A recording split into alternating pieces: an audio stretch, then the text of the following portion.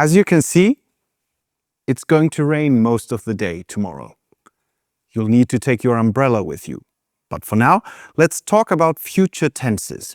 In English, there are several ways to talk about events or actions in the future. And the choice of the correct tense depends on a few factors.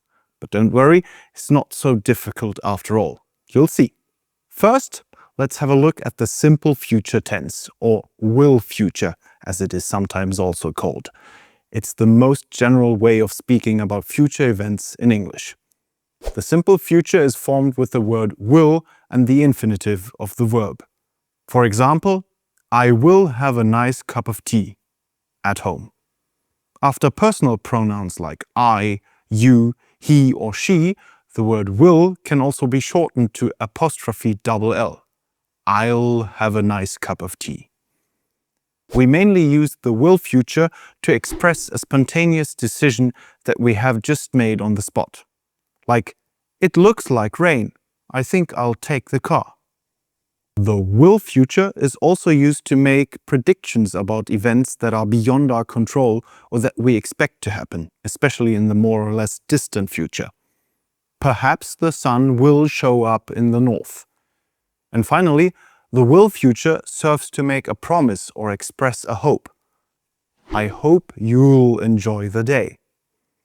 There are some signal words that typically go with the will future, like I think, I suppose, I hope, certainly, probably, or perhaps. One thing you should know is that the word will can make a transformation when it is negated. The phrase will not can be shortened to won't. So instead of the sun will not shine, you can also say the sun won't shine. Both versions are perfectly correct, but especially in everyday language, won't is a lot more common. Next, there is the so-called going to future. It is constructed like this. A form of to be, am, is, or are, is followed by the phrase going to and the infinitive of the verb. For example, it is going to rain. When do we use the going to future? On the one hand, it allows us to talk about plans that have already been made before the moment of speaking, and things we are intending to do in the more or less immediate future. I'm going to enjoy a sunny day off tomorrow. On the other hand, the going to future is used for predictions or conclusions based on evidence, as in, there's a heavy storm coming up. We're going to see major traffic interruptions on the roads. So what the will future and the going to future have in common is that they both refer to some point in the future that can be indicated by words like tomorrow, next week, or in 2050. The difference between these two tenses lies in the level of planning. Will indicates spontaneous decisions and general objective predictions, which sometimes can't be influenced by the speaker, while going to suggests an existing personal plan or intention, or a more specific prediction that is based on what we see or know. So, if we look at a cloudy sky, we might conclude it's going to rain, and then decide, I'll take my umbrella with me. By the way, did you know that the British love to talk about the weather?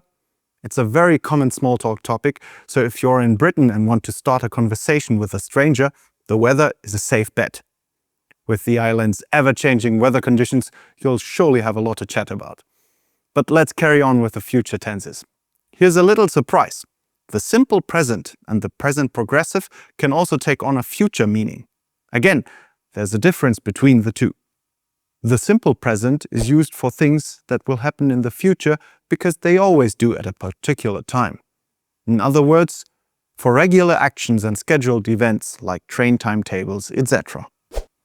For example, the train to Reading departs at 9 a.m.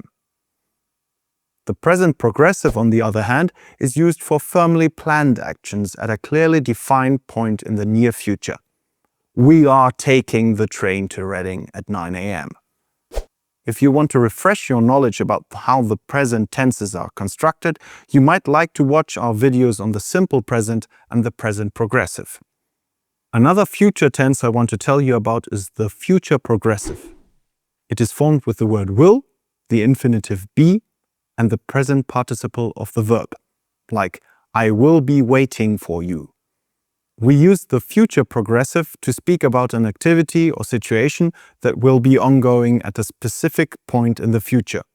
For example, this time tomorrow, I will be watching the weather forecast at home. We're looking at a particular point in time. This time, tomorrow. The action, watching the forecast, will have already begun before that, but it will still be going on at that moment. Let's recap. There are several different tenses you can use to talk about the future. Your choice depends on the context and the exact aspects you want to convey. You use the simple future or will future to express spontaneous decisions, predictions, and promises. It is formed with will and infinitive. To talk about more deliberate personal plans, use the going to future, be plus going to plus infinitive. The simple present and the present progressive can also have a future meaning. The simple present is used for regular and scheduled events, while the present progressive is used for plans in the near future. Finally, we have the future progressive, formed with will plus be plus present participle. It is used for actions that will be in progress at a particular point in the future. The good news is that none of these rules are set in stone. Even native speakers handle them in a flexible way. And they will certainly understand you, even if your choice of future tense might be a bit unusual. So don't worry, you can hardly go wrong there. That's it for now. You're going to master the future tenses in no time. In case you still have questions, just write us a comment. I'll be going for a little walk in the rain now.